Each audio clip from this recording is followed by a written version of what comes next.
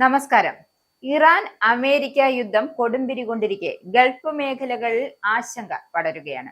തുടരെയുള്ള ആക്രമണങ്ങൾ ജനങ്ങൾ പരിഭ്രാന്തരാണ്. അടുത്ത നിമിഷം എന്തു സംഭവിക്കാമെന്ന തരത്തിലാണ് കാര്യങ്ങളുടെ പോക്ക്. എന്തായാലും ഇറാൻ പരമോന്നത നേതാവിനെ വധിച്ചതിന് പകരമായി അമേരിക്കൻ വിമാനവാഹിനി കപ്പൽ ആക്രമിച്ചതായി ഇറാൻ വിപ്ലവ ഗാർഡ് അവകാശപ്പെട്ടിരിക്കുകയാണ്.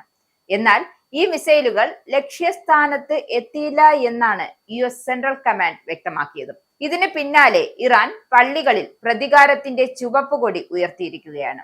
ഇതിനു മുമ്പ് കണ്ടിട്ടില്ലാത്ത വിധത്തിലുള്ള പ്രഹരം അമേരിക്കയ്ക്കും ഇസ്രായേലിനും നൽകുമെന്നാണ് ഇറാന്റെ ഭീഷണി.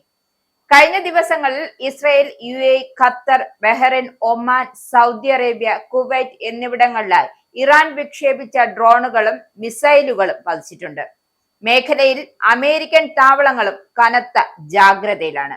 നേരത്തെ ഇറാൻ തിരിച്ചടിയിൽ 3 US സൈനികർ കൊല്ലപ്പെടുകയും 5 പേർക്ക് ഗുരുതര പരിക്കേൽക്കുകയും ചെയ്തതായി സ്ഥിരീകരിച്ചിട്ടുണ്ട് അമേരിക്ക. നിരവധി പേർക്ക് നിസ്സാര പരിക്കേറ്റിട്ടുണ്ട് എന്നും മേഖലയിലെ US സൈനിക ആസ്ഥാനം വാർത്താക്കുറിപ്പിൽ അറിയിച്ചിരുന്നു. ഗൾഫ് മേഖലയിൽ വിന്യസിച്ചിരുന്ന അമേരിക്കൻ വിമാനവാഹിനി കപ്പലായ USS എബ്രഹാം ലിങ്കന് നേരെ മിസൈൽ ആക്രമണം നടത്തിയതായും ഇറാൻ റവല്യൂഷണറി ഗാർഡ് വ്യക്തമാക്കി. അമേരിക്കയുടെയും ഇസ്രായേലിന്റെയും സംയുക്ത ആക്രമണത്തിൽ ഖാംനഈ കൊല്ലപ്പെട്ടതിന് പ്രതികാരമായി നടത്തിയ ഓപ്പറേഷൻ ട്രൂ പ്രോമിസ് 4ന്റെ ഭാഗമായാണ് ഈ ആക്രമണമെന്നാണ് ഇറാൻ വ്യക്തമാക്കിയിരിക്കുന്നത്. USS എബ്രഹാം ലിങ്കനിലെ 4 ബാലിസ്റ്റിക് മിസൈലുകൾ നേരിട്ട് പതിച്ചതായാണ് ഇറാന്റെ അവകാശവാദം. എന്നാൽ ഇറാന്റെ ഈ അവകാശവാദം അമേരിക്കൻ പ്രതിരോധ വകുപ്പ് പാടെ നിഷേധിച്ചിരിക്കുകയാണ്. മേഖലയിൽ സംഘർഷം അതിരൂക്ഷമായ സാഹചര്യത്തിൽ US സേന അതീവ ജാഗ്രതയിലാണ്. അതിനിടയിൽ ഇറാൻ നടത്തിയ ആക്രമണത്തിൽ ഇസ്രയേൽ 9 പേർ കൊല്ലപ്പെട്ടതായാണ് പുറത്തുവരുന്ന റിപ്പോർട്ട്.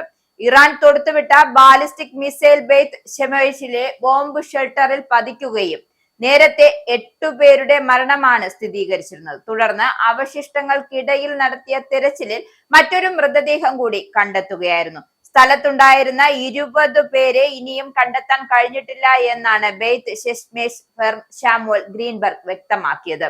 അമേരിക്കയും ഇസ്രായേലും ഇതുവരെ അനുഭവിച്ചിട്ടില്ലാത്ത ഒരു ശക്തി ഉപയോഗിച്ച് അവരെ ആക്രമിക്കുമെന്നും ഇറാൻ ഇസ്ലാമിക് റവല്യൂഷണറി ഗാർഡ് മുൻ സൈനിക ഉദ്യോഗസ്ഥനും സുബ്രൈൻ നാഷണൽ സെക്യൂരിറ്റി കൗൺസിൽ സെക്രട്ടറിയുമായ അലി ലാരിജാനി നേരത്തെ തന്നെ മുന്നറിയിപ്പ് നൽകിയിരുന്നു. ഇതിന് പിന്നാലെയാണ് ഇറാന്റെ ഈ ആക്രമണം ഉണ്ടായത്.